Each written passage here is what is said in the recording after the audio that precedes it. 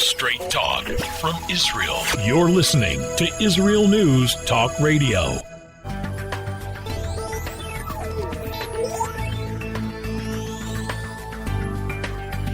Welcome to the Science of Kabbalah with your hosts, Rabbi Yitzchak Michelson and William Hall, here on Israel News Talk Radio.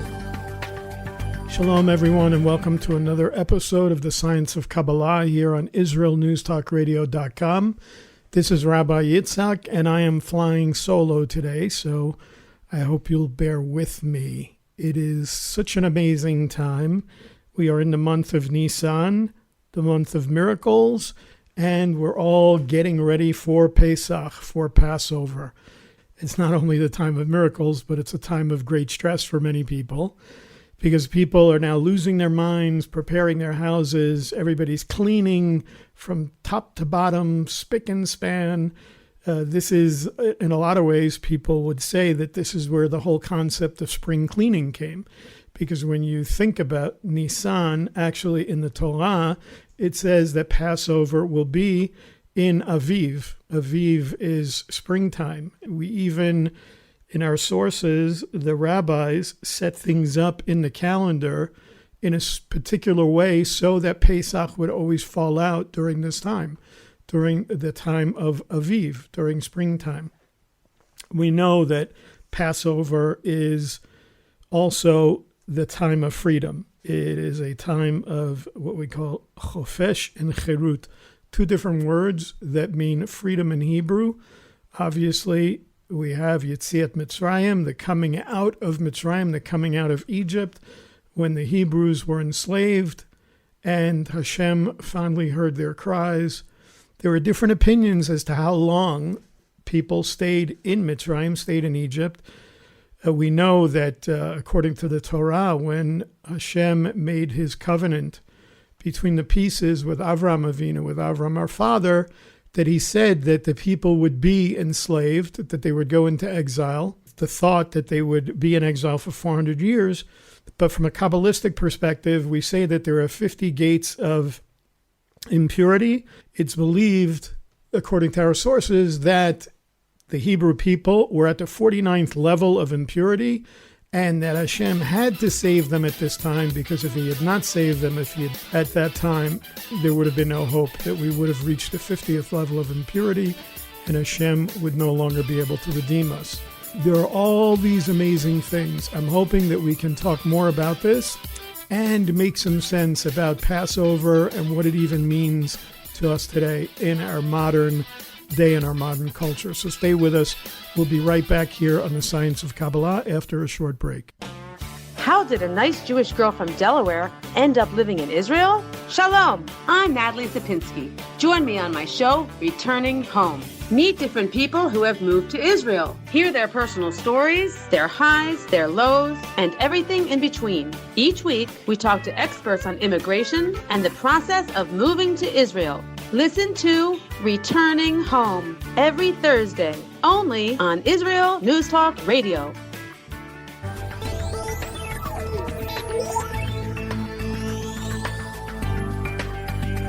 Welcome back to Science of Kabbalah with Rabbi Yitzchak Michelson and William Hall, here on Israel News Talk Radio. Welcome back, everyone, to the Science of Kabbalah here on IsraelNewsTalkRadio.com. This is Rabbi Yitzchak. Before the break, I just kind of did an intro about Pesach, or Passover in English. And as I said, I'm flying solo this week. We have a lot of information, and hopefully we'll be able to get to it. One of the things that we have to realize is that Passover is considered in Kabbalah to be one of the highest nights that you can have. In other words, we have the ability to achieve a level on the night of Passover at the Seder, unlike many other days or many other Jewish holidays. We have the ability to bring down such spiritual light and connect with the upper spiritual light on Passover in a way like no other time. So that would be the first thing that I would encourage people to do. That in the middle of all of the craziness, and I include myself in this, I have been going nonstop, cleaning the house, cleaning the oven, cleaning the refrigerator, cleaning the floors, cleaning the counters. One of the things that we lose is that connection during all this time. We sort of get so caught up in the cleaning that we're doing, in everything that we're doing, in preparing our homes, that sometimes we miss the most important thing, which is preparing ourselves to receive that level of light that's available to us on Passover. So I just encourage everybody that if you're listening to this, at least take a step back, realize that you're doing a great mitzvah by cleaning your house of chametz, but it's just as important to clean ourselves and to prepare ourselves. The other thing that I wanted to say before I get into all of the different elements that we have at the Seder and how they relate to Torah and Kabbalah is to say that when we're talking about freedom, we're talking about freedom from slavery. One of the things that we see when I said trying to connect this to our modern culture is some of the things that we learned as slaves. Now, I don't particularly mean us. When I say us, I'm talking about the Jewish people, the Hebrew slaves who are descended from. When I say we learned certain things, we did. We learned specifically one of the worst lessons that we could learn is the lesson of assimilation. We know that according to our sources, that only 1/5 of the Jewish people left Egypt, that actually 4/5 of the Hebrew slaves did not leave. This tells us that in a way you had 4/5 of the people that so tried to ingratiate themselves to the people, to the Egyptian people and the culture that they were within, that they did assimilating to the point that they didn't want to leave Egypt. Now, what does that have to do with today? Unfortunately, we see many, many people ingratiating themselves to cultural norms that were never meant for us to be part of as the Jewish people, and never meant for us to be part of as people who stood at Har Sinai after we were brought out of Egypt in order to receive the Torah. What am I talking about? Well, look, there's a whole cancel culture that we're talking about today in the modern day. We talk about things like gender roles. We get to the point where you can't say things like he or she anymore. There are things like pronouns like, well, I identify as they or them. I saw a funny meme yesterday where a piece of bread says, I identify as matzah. I mean, this is how crazy it is that we're making jokes about these things. Unfortunately, the truth is that many of our people, many people who claim to be spiritual, many people who claim to be connected to Torah and connected to Hashem, are trying to ingratiate themselves to people and to cultural norms that were never meant to be part of what we're supposed to do as Jewish people, what we're supposed to do as people who are keeping Torah. So I just want to remind people about that as well. The only thing that you should be ingratiating yourself to is Hashem, is the ruler and king of the universe. He's the only one that we need to ingratiate ourselves to, because he's the only one that can once again redeem us from everything that's going on. We have a global pandemic going on, and no matter what your opinion is about that, the truth is that he is the only one that can bring us out of this magefa, from this plague that we're going through. Whether you think it's a plague, whether you don't think it's a plague, whether you agree with the politics or you don't agree with the politics, the truth is that we as a civilization, not just as a people, not just as the Jewish people, but all people, all of humanity needs to be redeemed. We need to go from slavery to chofesh, to freedom, to cherut, to a higher level of freedom, to see Geula in our time and to see a Mashiach. So that's what I want to say about that to start off.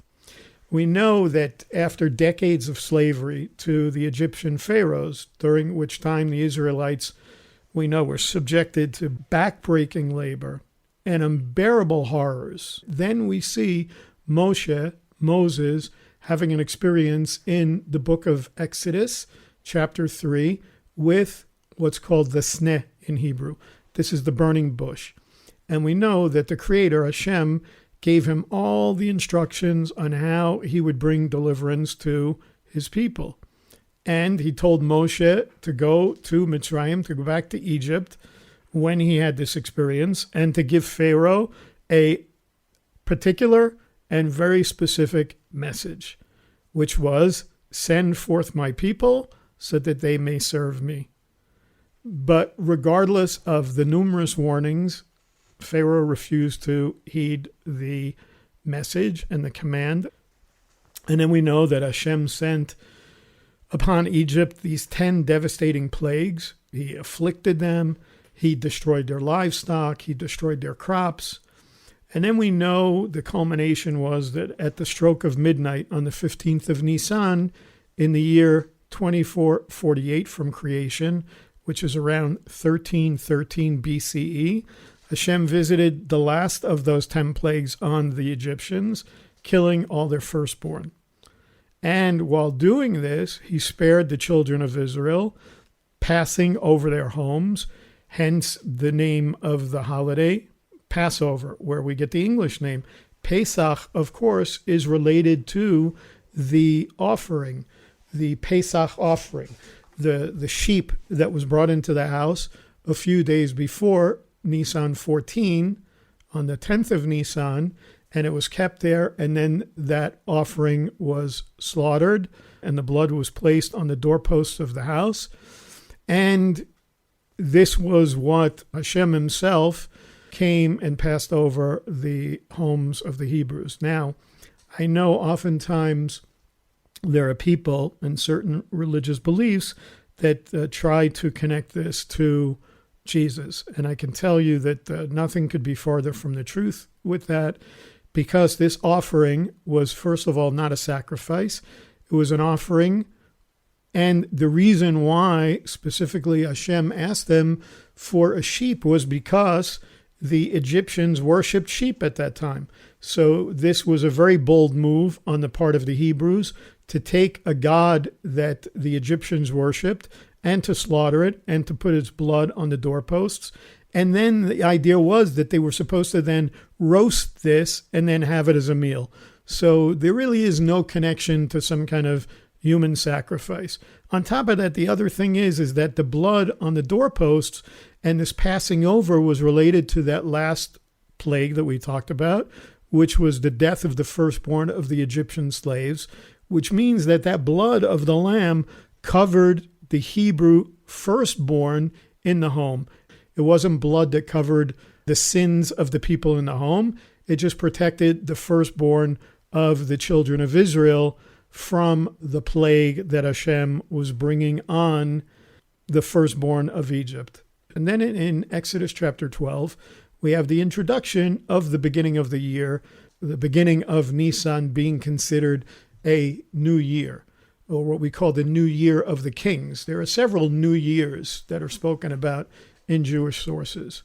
Now, it's really very significant that the first national command that Hashem gave us while still in Egypt, on the very threshold of this redemption, was to basically take control of our time. Why is that significant? Because a slave doesn't need a calendar. A slave doesn't look at the calendar. Oh, what am I going to do tomorrow? A slave knew what he was going to do tomorrow. He was going to get up and he was going to make bricks and he was going to build according to the Egyptian taskmasters. He has no need for it. He sleeps, he wakes, he eats, he works. He lives his entire existence according to his master's timetable, which at that time was the Egyptian taskmasters. Only a person who's free gets to determine his own schedule, and only a free nation can determine its own calendar. So isn't it amazing, the very first command that we receive as the Jewish people is to have control of our time. In a way that's so amazing, because I think sometimes people miss that. As I said, there are all different types of New Year's, and this we see in the Mishnah and Rosh Hashanah 1. It tells us that there are actually 4 New Years. The first of Nisan is New Year for kings and for the festivals. The first of Elul is New Year for tithing animals. And Rabbi Elazar and Rabbi Shimon say it is on the first of Tishrei. The first of Tishrei, we know, is the new year for years, for the Shemitah years, for the Jubilee years, for agriculture and for vegetables. And the first of Shvat is the new year for trees, according to the school of Shammai and the school of Hillel. They say it is on the 15th, or what we call Tu B'Shvat. So we're going to have to go to a break. Stay with us. We're going to talk more about Passover and how it relates to us when we come back after a short break here on the Science of Kabbalah.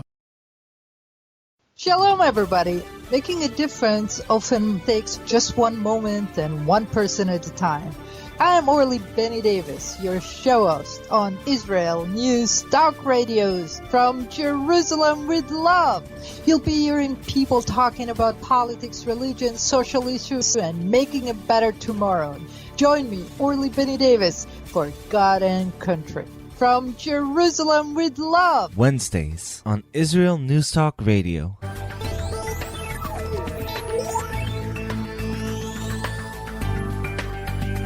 Welcome back to Science of Kabbalah with Rabbi Yitzchak Michelson and William Hall here on Israel News Talk Radio.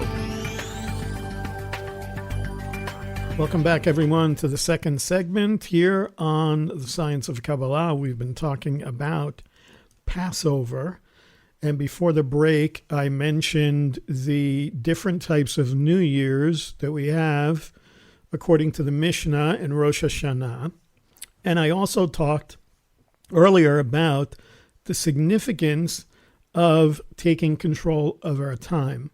And of course, it really is even more significant when you think about it, that the first of Nisan, as I mentioned, according to that Mishnah, is the new year for kings. Why? Because we have to realize that our task in this world is to sort of be ambassadors for Hashem and to carry his message and to bring his message of Torah to the world. We're called an Or LaGoyim, a light to the nations, and to bring this throughout humanity. How are we told this? And how does it relate to the idea of the New Year of Kings? We know in Exodus chapter 19, verse 6, that we're called a kingdom of priests and a holy nation. Now we go into the idea of what I talked about earlier was this, what we call the Paschal Lamb or the Pesach, which is really the offering, and the idea that it was brought into the home for 4 days. And we see this instruction in Exodus chapter 12, starting in verse 3, where Moshe is giving instructions to the Hebrew slaves. And it says, speak to the entire community of Israel, saying, on the 10th day after this new moon, they are to take them each man a lamb according to their father's house, a lamb per household. And then it goes into all of these instructions on how it's to be offered up and who is to partake of it. And it goes on through verse 14. So the question is, why do we have this very lengthy inspection requirement? And I mentioned this already, the idea that the ancient Egyptians worshipped sheep, they worshipped lambs. So sort of taking a lamb, which was considered one of the deities of the Egyptians, into their home for 4 days, actually with the intention of not only slaughtering it, but eating it, would have been considered very disrespectful. You could think it would even be infuriating to the Egyptians. And so this sort of an act of standing up and having courage in the beliefs and following the command of Hashem in this and facing possible danger was a huge merit for the Hebrew slaves, for the Jewish people. And this is one of the reasons that you could say that they were actually worthy to be redeemed. The truth is, nowadays, for the most part, standing up for our beliefs doesn't put us in physical danger. And some people might argue with me because there have been some crazy things that have gone on all across the world, with politics and all the craziness and the divisiveness, but not in the same way that they put themselves in physical danger by basically almost mocking the Egyptians and using one of their deities. The truth is, we still, even though we're not put in that kind of danger, we should still use the example set by our ancestors. to really inspire us to have courage in living according to our principles, in living according to the Torah. We know at the end, Pharaoh's resistance was broken as a result of this final plague, and he literally chased the former slaves out of the land. And we know that the Hebrew slaves left in such a hurry that the bread that they baked as provisions for their trip didn't have time to rise.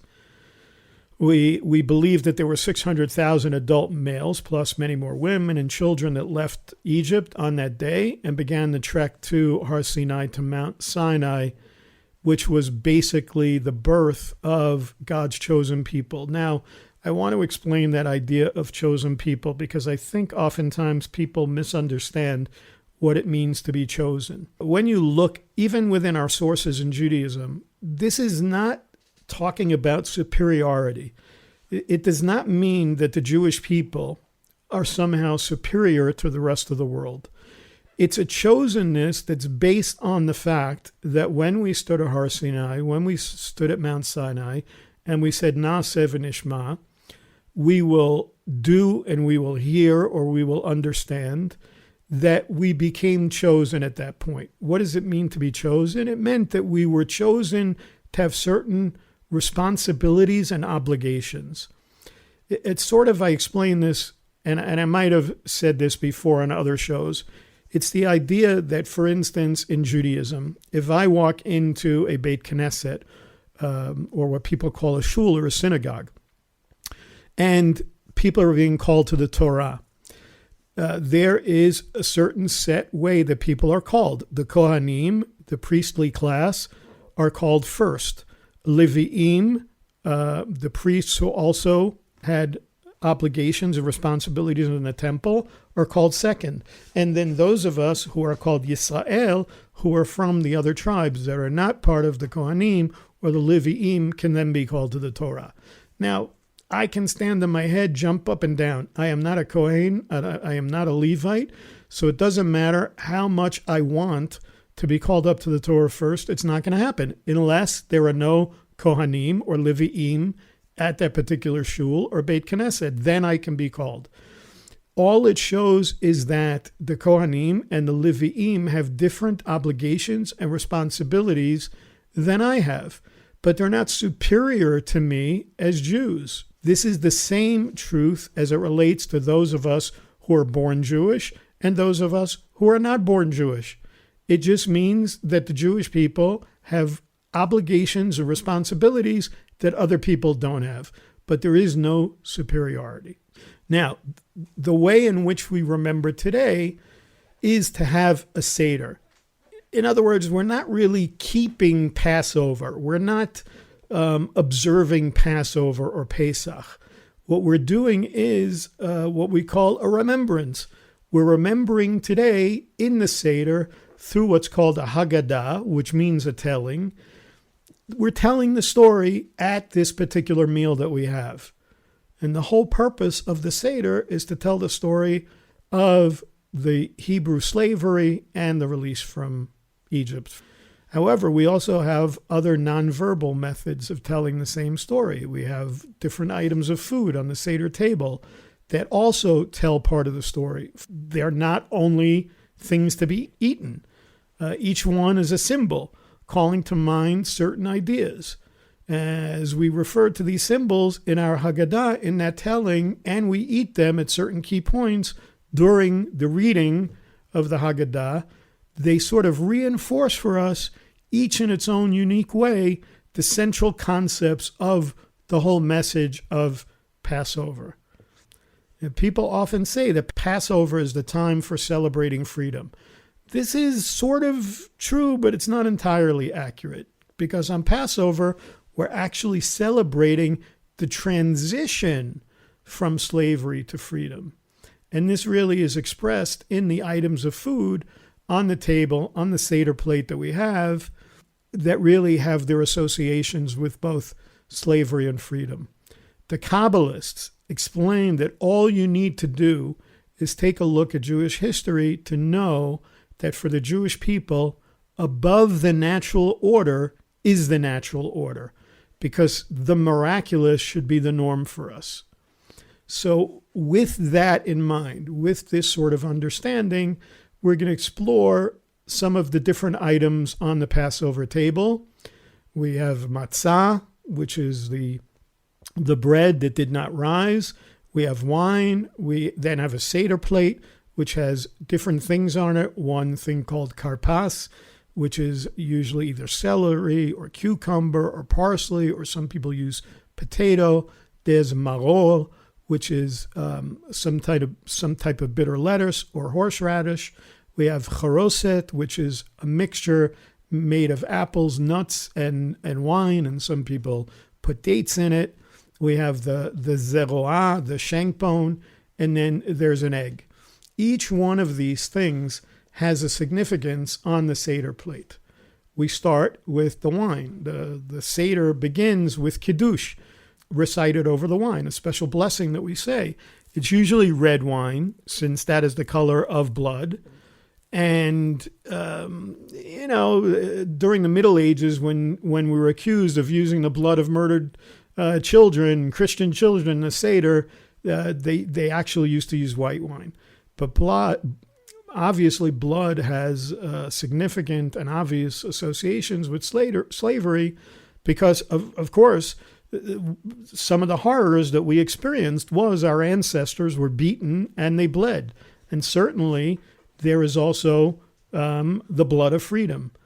On the night preceding the Exodus, we know, like we said, the ancestors were commanded to kill a sheep or a goat and to smear its blood upon the doorposts of their houses. This was to be a sign that the plague of death of all the firstborn sons of Egypt would not affect any of the Israelites' homes. And then shortly after that, our ancestors were able to leave Egypt.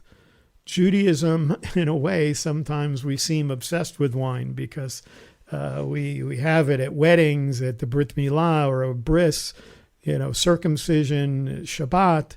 And Judaism includes a cup of wine. Why? Because wine is produced from the material within the grape. It comes from a place that is hidden within, and it exemplifies that which is hidden and needs to be brought forth. In the same way, spirituality is hidden in our physical world and needs to be brought out.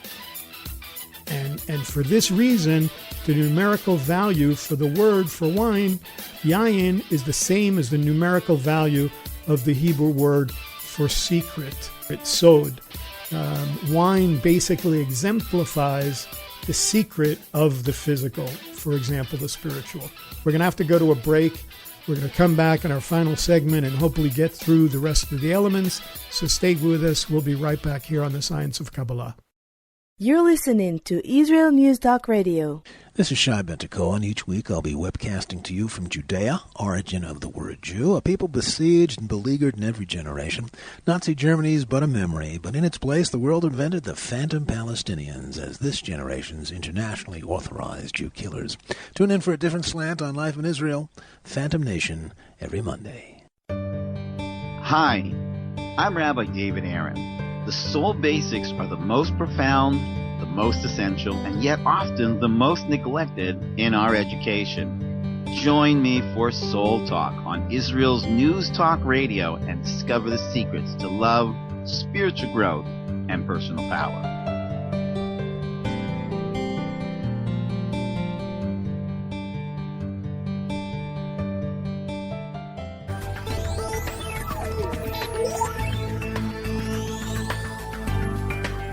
Welcome back to Science of Kabbalah with Rabbi Yitzchak Michelson and William Hall here on Israel News Talk Radio.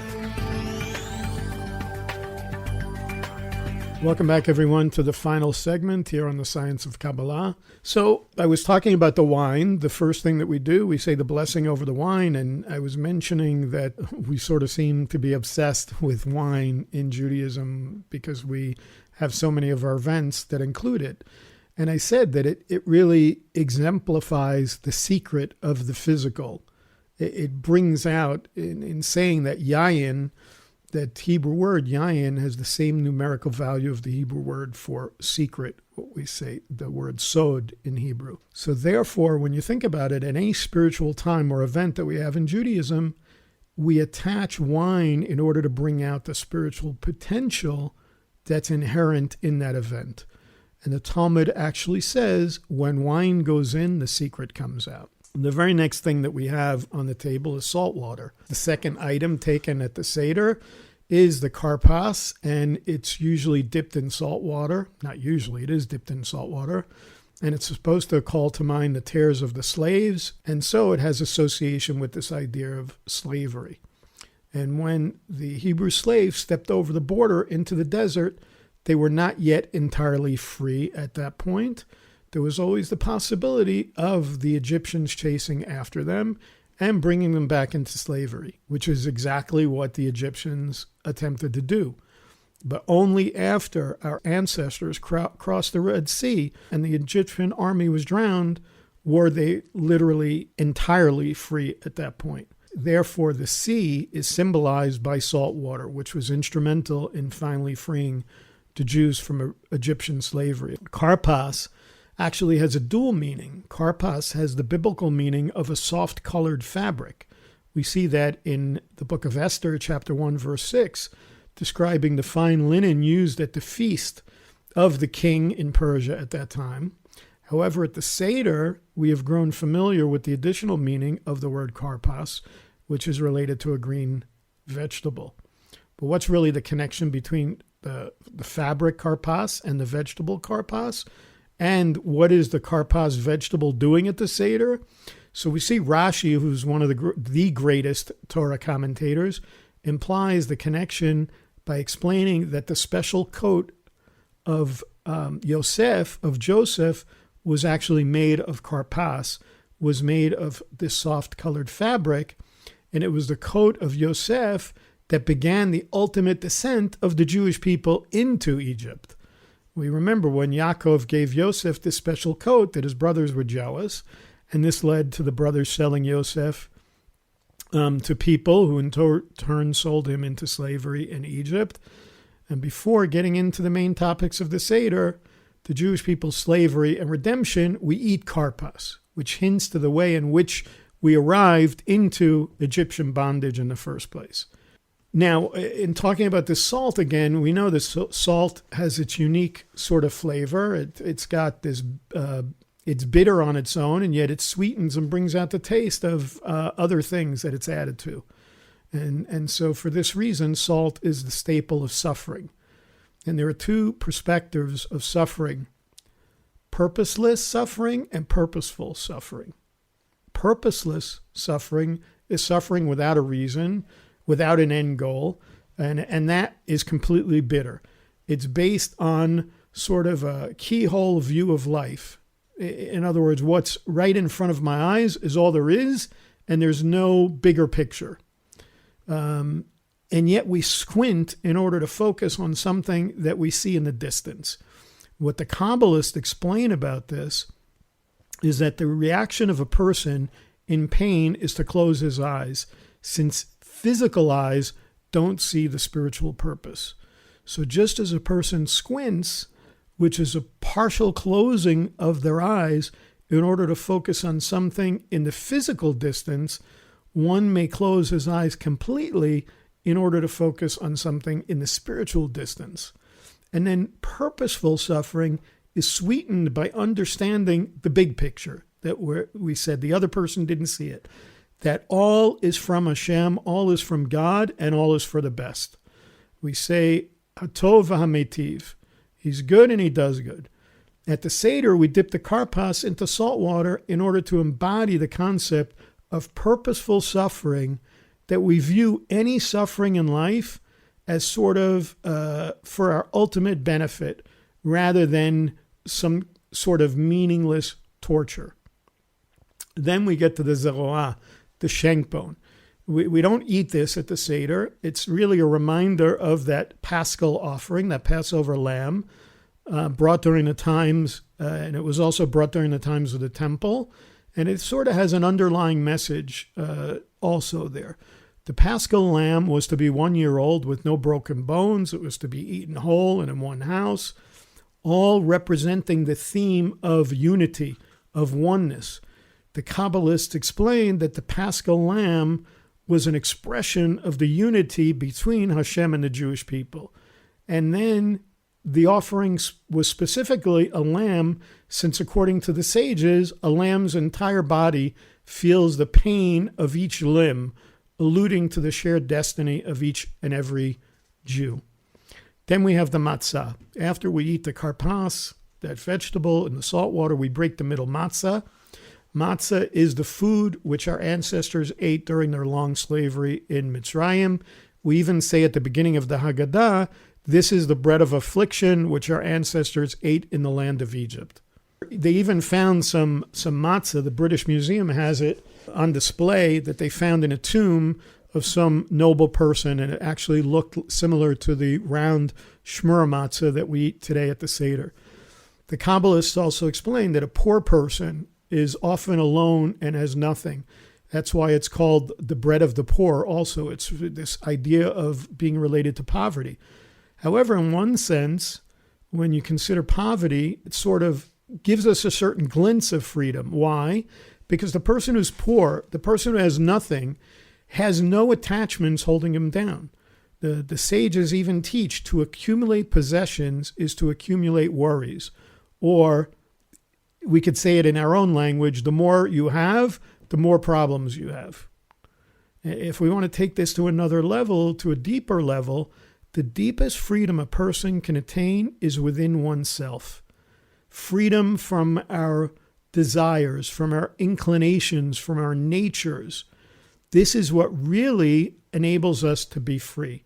This is really the essence of matzah. It's just plain flour and water with nothing else added to it. The Zohar refers to matzah as the food of faith.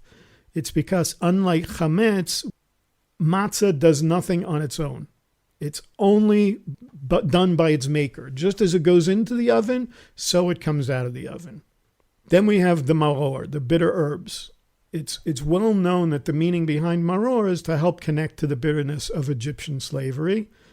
Why, in fact, do the Jews so often find themselves enslaved and constantly kicked around? Well, in Kabbalah, it's thought that every nation has a ministering malach, a ministering angel, or an emissary from Hashem, except for the Jewish people who have Hashem directly above them. When the Jewish people stick with Hashem, there's no way any other nation can assert its rule or will over them.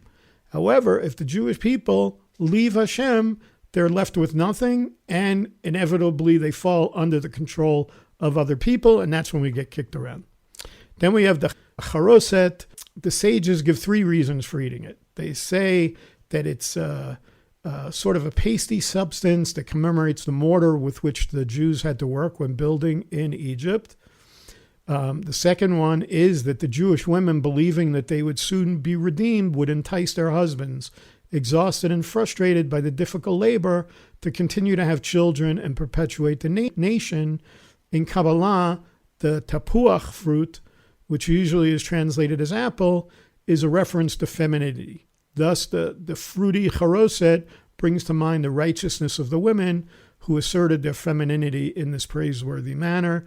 And then it reminds us of blood, number 3, either the Jewish blood spilled in Egypt or the first of the 10 plagues in which the Egyptian water was turned into blood. From all these different meanings behind charoset, it turns out that charoset is both bitter and sweet simultaneously. And perhaps this is why the sweet charoset is eaten with the bitter maror.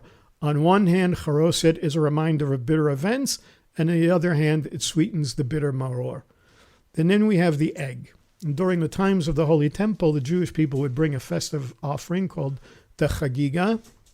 Today, during this exile, the spiritual exile that we're in, we place an egg on the Seder plate instead, and this egg is associated with mourning since it's round and therefore symbolizes the circle of life. And it sort of reminds us that we still don't have a Beit HaMikdash, that we still don't have the Holy Temple, and that we say every year, next year, may the temple be rebuilt in Yerushalayim. There's also a Kabbalistic teaching on each of the plagues and how it can relate to them, but we don't have time for that. So I just want to remind everybody, hopefully you've drawn something from what I've talked about today on the show. But going back to what I said earlier, the main thing is to learn from all these things. But as I said, it's all about bringing things from within. The wine is talking about the secret of the physical that comes from within, the spirituality that's within, so that with all of the craziness, with all the craziness in the world, with all the craziness with the pandemic, with all the craziness going on with preparing your homes and cleaning and getting ready for Passover, don't miss the most important thing, which is to look within, to not be controlled by our instincts and our natures and our nurtures and all of the different things that would come upon us. Take a step back, relax, breathe, because on Passover night, you will have the ability to connect with Hashem in a way that you could never imagine. I want to wish all of you a Chag Sameach, and stay with us every week here on the Science of Kabbalah on IsraelNewsTalkRadio.com. Israel News Talk Radio's chat room. Just click the orange button at the top of the IsraelNewsTalkRadio.home page, log in as yourself or an anonymous guest, and join in on the fun. You'll meet other listeners from all over the world who listen to Israel News Talk Radio, and you can make new friends.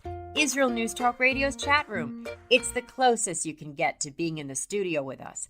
We love listening to Israel News Talk Radio. Where can you get the inside news on Israel? At Israel News Talk Radio, we're dedicated to sharing Israel's inside story with the world by providing our listeners with news on Israeli politics, current affairs, and Israeli Jewish culture. The Israel News Talk Radio homepage also provides you, the listener, with useful information at your fingertips, with scrolling news headlines, weather, currency exchange, Shabbat candlelighting times, and so much more. Our radio programming is always accessible and on demand. We operate absolutely free of charge for everyone, everywhere. If you love what we do, partner with us now by becoming an Israel News Talk Radio supporter.